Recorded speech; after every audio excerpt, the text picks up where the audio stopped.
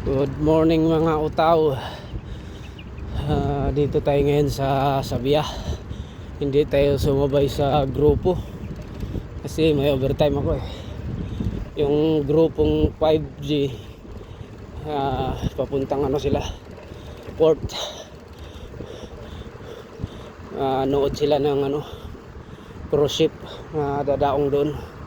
Ako dito lang kasi may pasok ako mga 9. Overtime tayo 5G.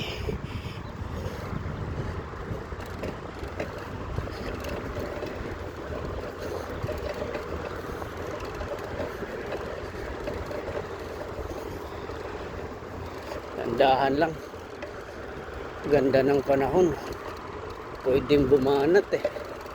Kaso mag-isa lang, bumanat ka mag-isa, hindi ka wala kang habulin eh. Lang 20-20 lang.